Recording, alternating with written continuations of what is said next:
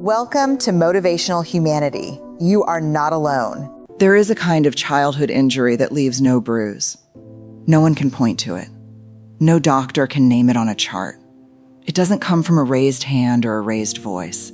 It comes from something far quieter. A child who keeps reaching out and keeps finding empty air. A drawing held up that no one looks at.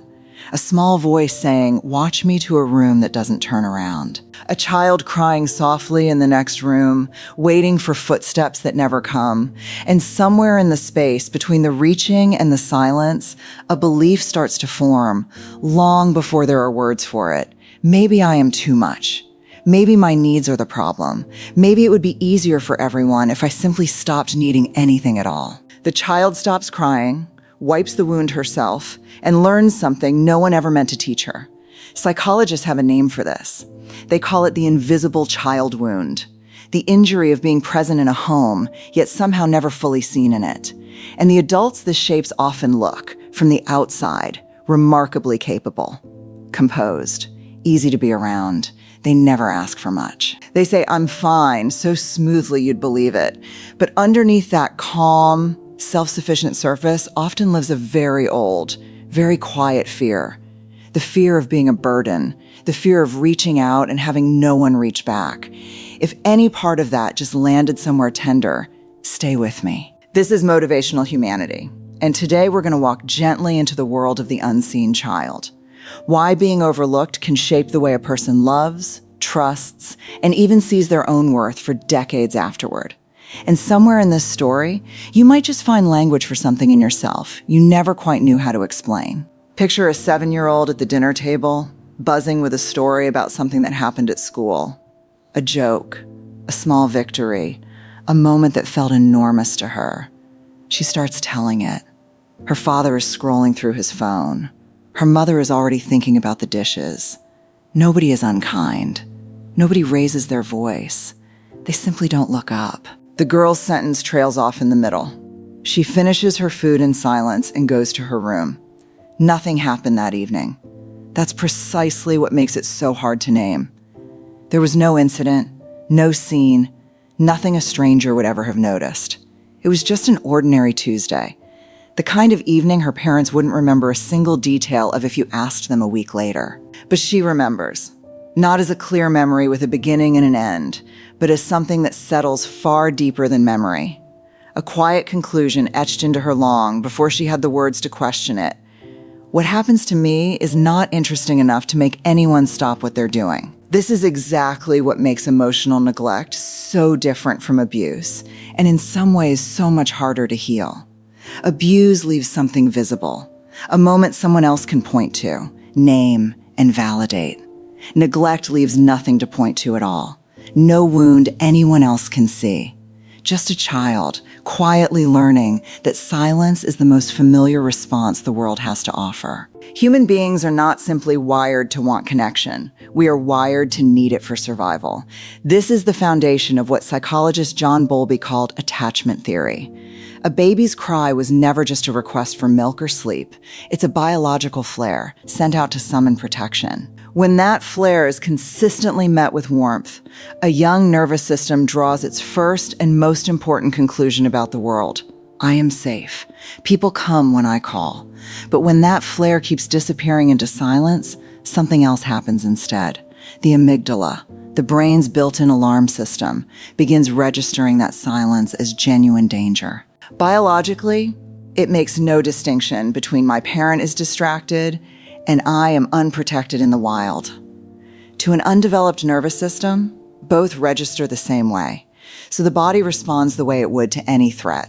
Cortisol floods the bloodstream again and again with no adult nearby to help regulate it back down. The child's nervous system gets locked into a kind of low-grade emergency mode. Not because a predator is circling, but because the true danger, from the body's point of view, is a parent sitting 6 feet away who simply isn't looking up. Over months and years, this repetition physically reshapes the developing brain. The stress response system recalibrates itself to default toward hypervigilance and self-protection, even in rooms where nothing dangerous is happening at all. And slowly, out of pure necessity, the child's nervous system starts building coping strategies. Adults will later call these strategies personality. Psychology calls them something more precise: adaptive survival patterns. From the outside, people often admire these patterns. They call the child mature, easygoing, remarkably self-sufficient for their age.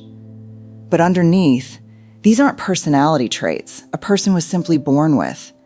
They are defenses built brick by brick to survive the ache of feeling invisible.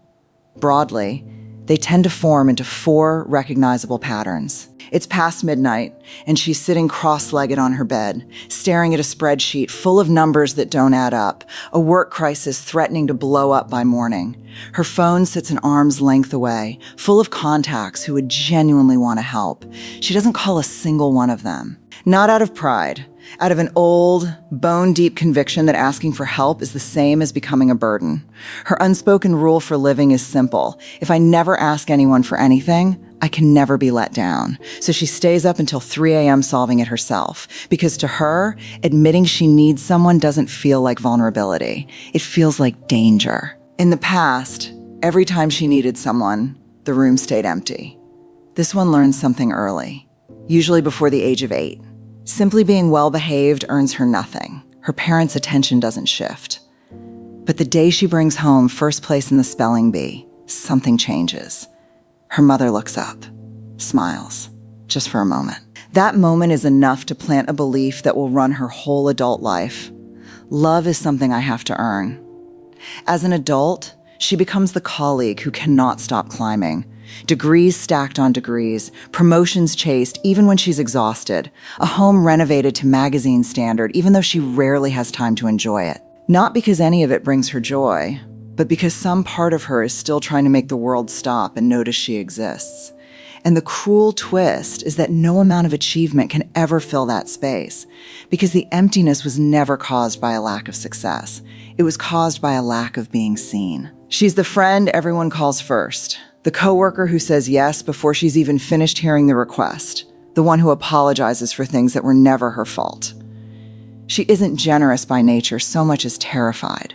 Terrified that a single no might be the thing that finally makes someone walk away. This pattern forms when a child learns, early and clearly, that the only way to keep people close is to dissolve her own needs entirely and mold herself around theirs. Her hidden belief: if I am useful enough, agreeable enough, easy enough, they won't leave. But behind the warm, accommodating exterior is someone quietly exhausted from monitoring everyone else's emotional weather and never once checking her own. He doesn't chase promotions. He doesn't set big goals. He takes the job that's beneath his ability and never asks for more.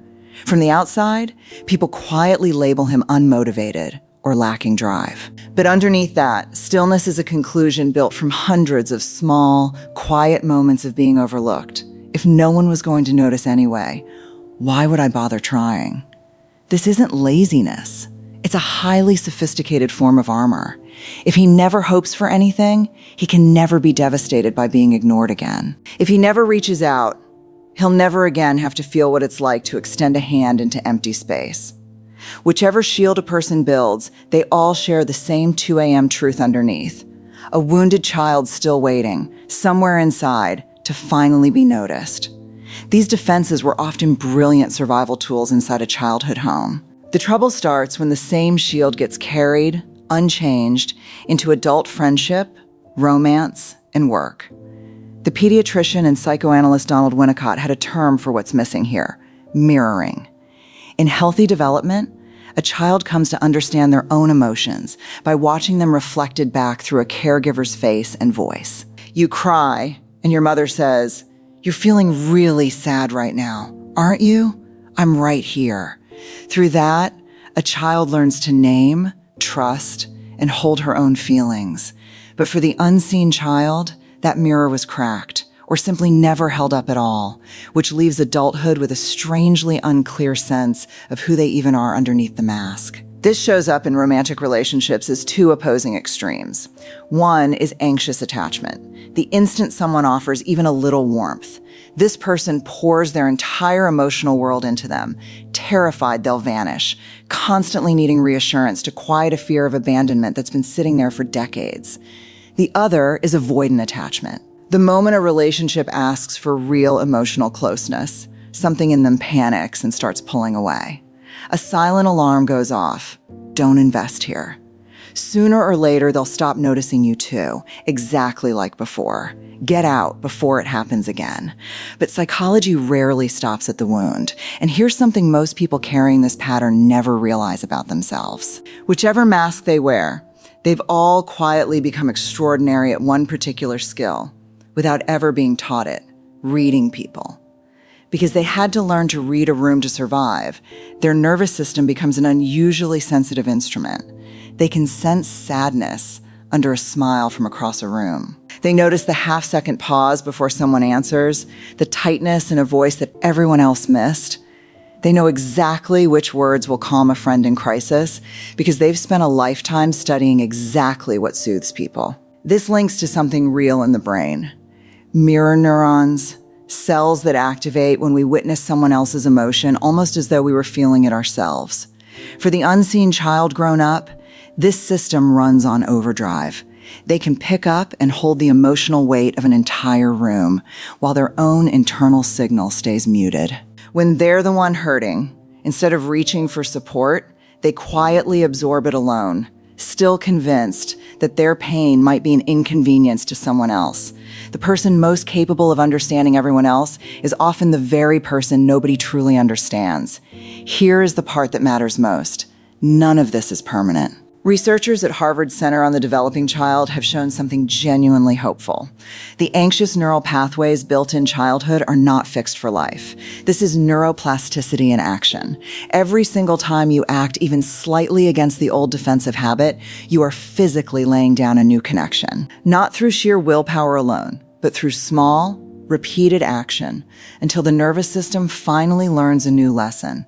It's safe now. Validate yourself before waiting for anyone else to. In schema therapy, this process is called limited reparenting, becoming, for yourself, the steady presence your younger self never had. Instead of waiting for someone else to finally notice you, you learn to be the first one who does. When a feeling rises, hurt, anxiety, anger, resist the urge to label yourself too sensitive. Instead, name it and stand beside it. I'm feeling hurt right now, and that makes complete sense. My need to be cared for is valid. Every time you do this, you are quietly repairing that broken mirror from childhood, one reflection at a time. Stop turning silence into proof. The nervous system of an unseen child tends to live several steps into the future, constantly rehearsing rejection so it can brace for impact. Practice pulling your mind back into the present moment. If you send a message and the reply doesn't come right away, notice the tightness that shows up in your chest and gently correct the story. They simply haven't replied yet. That's just a fact, not a verdict on my worth. Let events be neutral again instead of evidence. Practice speaking up in the smallest possible ways. For someone who's been solving everything alone since childhood, asking a coworker to grab you a coffee can feel disproportionately terrifying, almost like stepping toward a ledge. That fear doesn't mean you're weak. It means the moment actually takes courage. So start small, with low-stakes requests. Ask a friend to pick something up for you. Ask a partner for the show you'd actually like to watch tonight. Say the one thing you want at dinner instead of whatever's fine. Every time you speak up and the world responds kindly, your nervous system logs new evidence. Speaking is safe. My needs matter here. Repeated enough times, these tiny moments genuinely begin to heal the wound. This journey of learning to see yourself does more than free you individually. It carries a quieter, larger purpose too, breaking a cycle that may be generations old. Through a psychological lens, the people who once overlooked you were very rarely cruel by design. More often than not, they were unseen children themselves, once upon a time, raised in homes shaped by scarcity, war, survival, or simply not knowing any other way. Their own nervous systems froze into the same patterns long before you were born. They may have given you everything they had materially, and still had nothing left to give emotionally, because no one had ever given it to them first. Understanding this isn't about excusing what happened or pressuring yourself into forgiveness on a deadline. What you felt was real, and it still deserves to be honored. But understanding the pattern can loosen resentment's grip and pull you out of the trap of staying only a victim of the story. It lets you see something bigger. This chain may stretch back generations, but it does not have to continue through you. Picture it for a moment. You, years from now, having done this quiet work on yourself, sitting in your living room after a long day. Your own child bursts through the door with a story that has no clear beginning or ending. Something about a butterfly, or a friend, or a joke that made no sense to anyone but them. Your phone is buzzing on the counter. You are tired down to your bones, and still, you set the phone down. You lower yourself to their eye level. You look at them, really look, and say, "Tell me more." I want to hear all of it. In that single ordinary moment, you become the mirror you never had. You quietly close a link in a chain that may have run through your family for generations, and you hand your child something you had to build for yourself, brick by brick, the simple, unshakable knowledge that they are seen. If anything in this video reached some quiet corner of you today, tell me in the comments. Which of the 4 patterns did you recognize yourself in? Your honesty might be exactly the permission someone else needs to stop feeling so alone in this. If this spoke to you, take a moment to like this video and share it with someone who's still carrying a child inside who's never quite felt fully seen. Thank you for staying with me until the very end. I am reclaiming my peace.